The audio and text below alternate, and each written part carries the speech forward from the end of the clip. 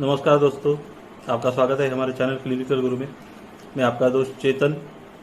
आज हम डीएमएलटी जो कोर्स है, एडवांस डीएमएलटी कोर्स, उसके बारे में मैडम से थोड़ी जानकारी लेने वाले हैं।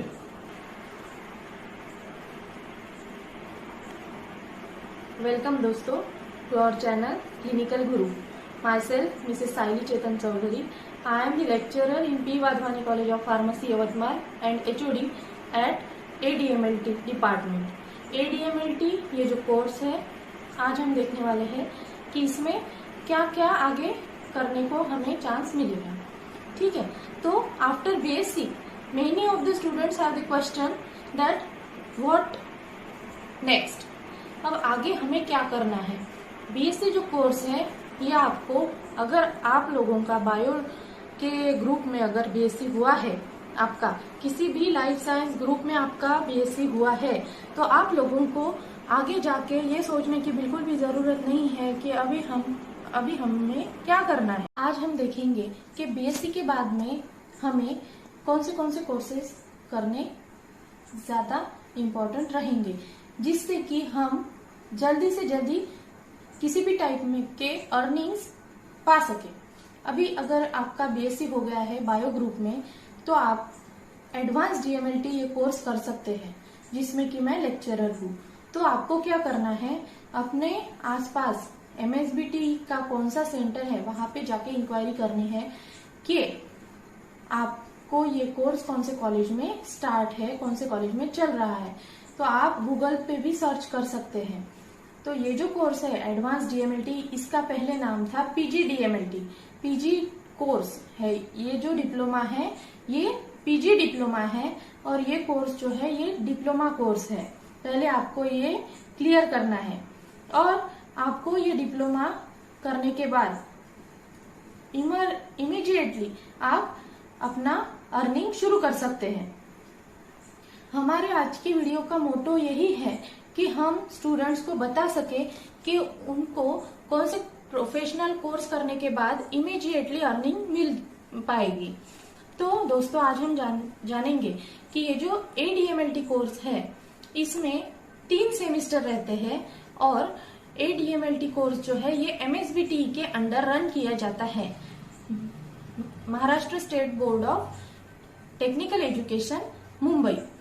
ये MSBT का फुल फॉर्म है, और इसके अंडर ये जो एडवांस DMLT कोर्स है ये रन किया जाता है। तो आपको क्या करना है कि एडवांस DMLT में अगर आपको एडमिशन लेना है, तो आपको जिस कॉलेज में ये कोर्स रन किया जाता है, अभी मेरी जानकारी से तो मुझे तो इतना ही पता है कि ये कोर्स जो है ये यवतमाल में हमारे P. Wadhwani college of pharmacy में है, सिर्फ पूरे यवतमाल में। बाद में ये जो कोर्स है ये वाशिम में भी शुरू है अभी फिलहाल। इसके बाद मैडम हमें बताइए कि ये जो एडवांस डीएमएलटी जो कोर्स है वो महाराष्ट्र में कहाँ पे अवेलेबल है? जी सर, तो और भी ये कोर्स जो है ये महाराष्ट्र में बहुत सारी जगहों पर रन किया जाता है। तो ये जो कोर्स है ये एडवांस DMLT जो कोर्स है ये हमारे मेडिकल फील्ड से रिलेटेड है। तो दोस्तों आपको लगता होगा कि ये कोर्स जो है ये आगे जाके बंद हो जाएगा, या फिर हमने ये कोर्स करने के बाद क्या कर सकते हैं। तो देखिए दोस्तों, ये कोर्स जो है मेडिकल फील्ड से रिलेटेड है। ये कोर्स कभी भी बंद नहीं होगा, या फिर ये कोर्स जो है आप करेंगे, इसमें पढ़ाई करेंगे, तो इसके बाद जो है वो आपकी पढ़ाई कभी भी फिजूल नहीं जाएगी। तो मैडम हमारे सब्सक्राइबर को बताइए कि आपने जो कोर्स किया है आपका एजुकेशन क्या हुआ है? सर मेरा जो एजुकेशन है ये मैंने BSc माइक्रोबायोलॉजी, बाद में MSc माइक्रोबायोलॉजी, और उसके बाद में एडवांस DMLT किया है। मैंने खुद पहले एडवांस DMLT किया, बाद में मैं वहां पे एज ए लेक्चरर काम कर रही हूँ।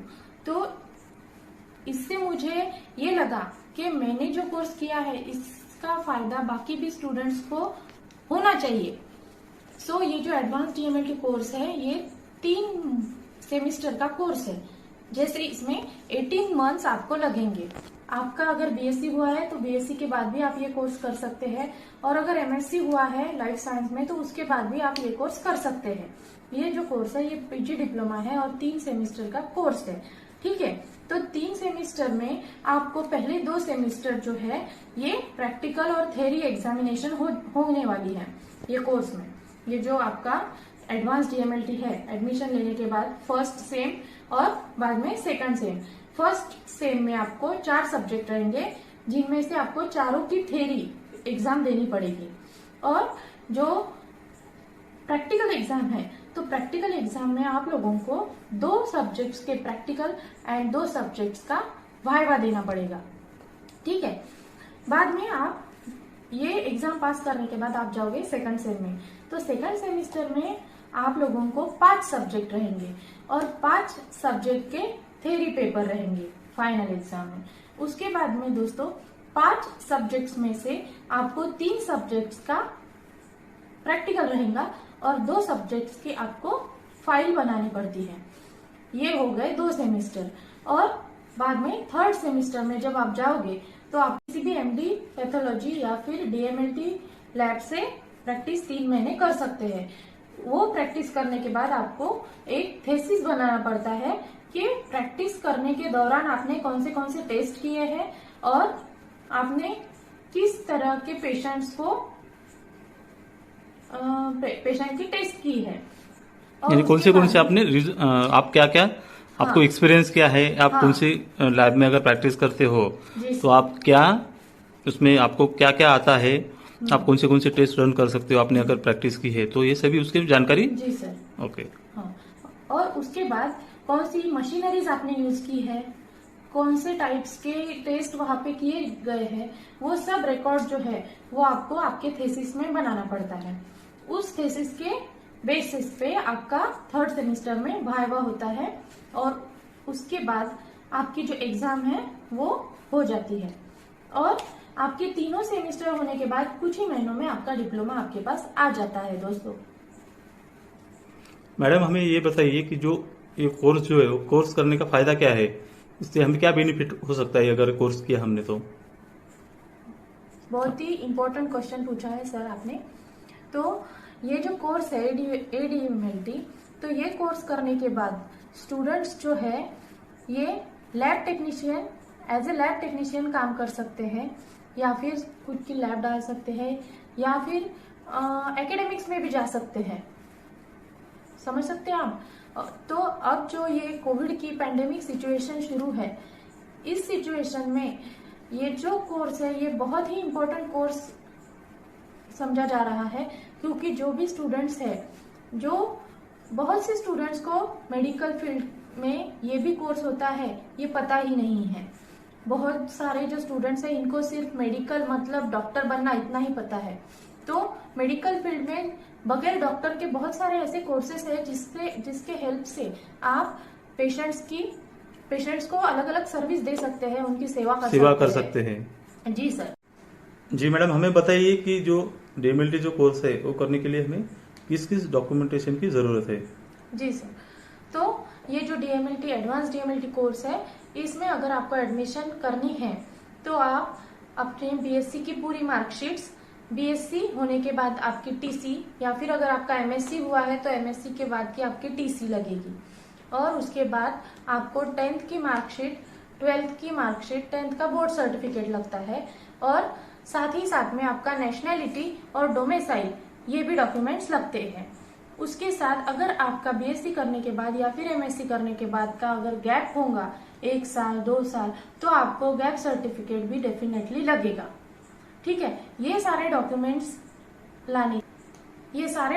आपको ओरिजिनल लाना है, प्लस इसकी जेरोक्स सेट भी लानी पड़ेगी और आपके पासपोर्ट साइज फोटोज।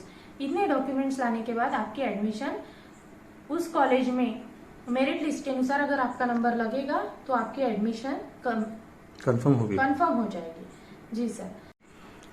मैडम आपका बहुत बहुत शुक्रिया कि आपने हमारे जो सब्सक्राइबर है उन्हें इतनी बढ़िया जानकारी दी। हमारे जो सब्सक्राइबर को आपने बहुत अच्छी जानकारी दी कि ये डीएमएलटी जो कोर्स है वो कैसे हो सकता है, उसके लिए क्या डॉक्यूमेंटेशन लगते हैं। जी सर, थैंक यू। तो दोस्तों, अगर आप में से किसी ने अब तक ये चैनल सब्सक्राइब नहीं किया है तो आपको ये चैनल सब्सक्राइब करना है, लाइक करना है और शेयर करना है। और अगर आपके कुछ क्वेश्चंस होंगे तो हमारे कमेंट बॉक्स में आप हमें पूछ सकते हैं। तो दोस्तों, इसके बाद के वीडियो में आपको मैं ऐसे ही अलग अलग एडवांस डीएमएलटी के बारे में अलग अलग जानकारी देने वाली हूँ कि इसमें वाइवा कैसा होगा, प्रैक्टिकल कैसे होंगे, इसमें सेमिनार कैसे दिया जाता है और इसका एग्जाम पैटर्न कैसे है और हम इसका सिलेबस कैसे रहेगा और सिलेबस में अलग अलग जो पॉइंट्स है, यूनिट्स है, ये पूरा होल ब्रीफली हम इसकी जानकारी देने वाले हैं। तो हमारे वीडियोज देखना ना भूलिए। थैंक यू दोस्तों।